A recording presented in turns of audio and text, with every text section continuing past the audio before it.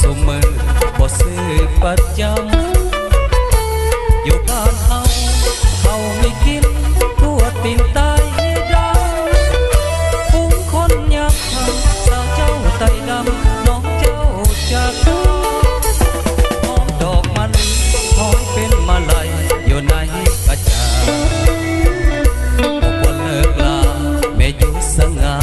แม่ดวงสมองเจ้าเคยให้มาลัยมาลีหวังแม่เพียงสองบัดนี้เจ้าจรจากไปบ่หวนกลับมาอธิษฐานสู่บ้านใต้ดำของเฮามื้อนี้ดอกจำปีผู้สาวเคยให้บ่ได้ลดลาผ้าห่มนอนหมอนเคยนอนอบอุ่นนักหนายังมีคุณค่าอายจริงกลับมาไต้ดินใต้ดำ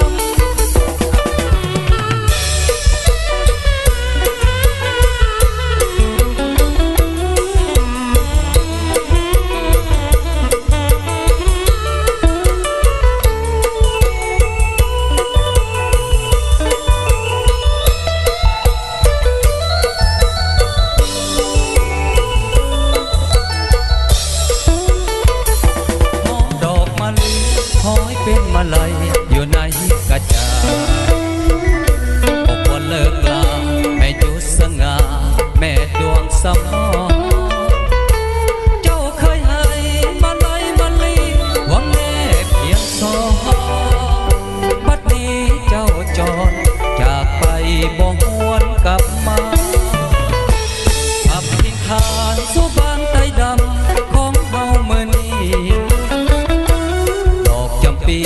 ผู้สาวเคยให้บ่ได้ลดลาถ้าห่มนอนหมอนเคยนอนอบอุ่นนักหนา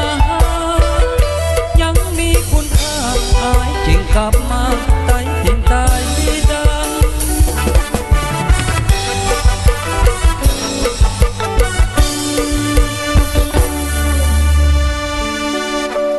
ขอบใจกันแล้วกันบิดกันจะตั้งบ้านวังเมียงเอามาหมดสื่อในวันนี้และก็พร้อมสมทบตัวมือกับพี่น้องพลเวียงเฮาบุญบ้านเฮาเลี้ยวแล้วบ่วังเมียงนี่ยังเป็นบ่เจ้าอย่าลืมเฮ็ดใส่เฮ็ดขากันเด้อเอาม่วนสื่อตั้งกันแล้วนี่พิเศษเนาะ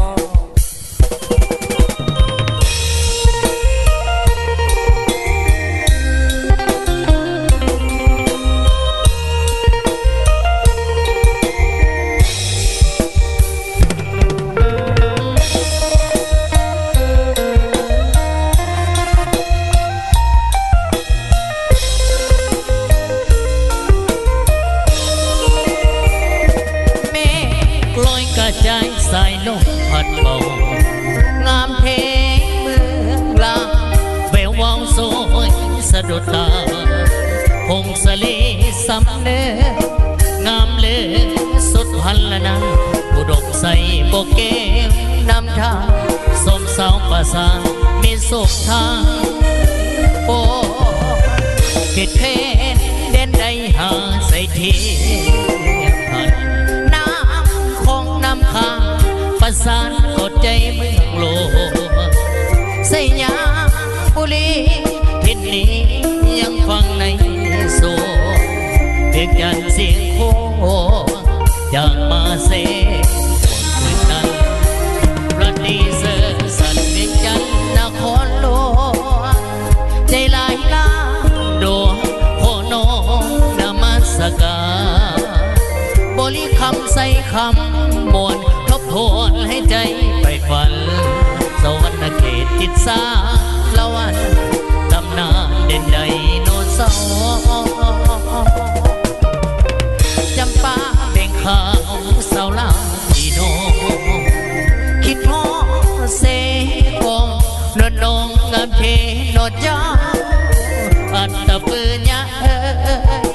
เห็นแล้วไว้ให้โศกเศร้าโบนพาองค์เสนเมืองเก่าให้คู่เมืองลาวไปกาลนา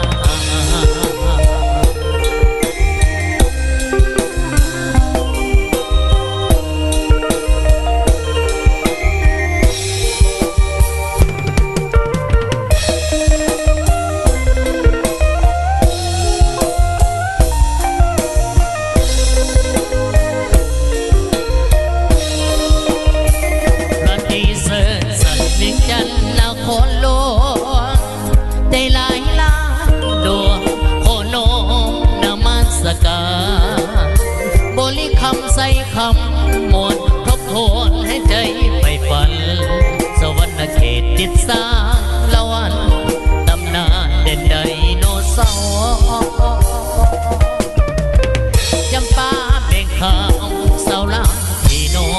งคิดฮอดเสกง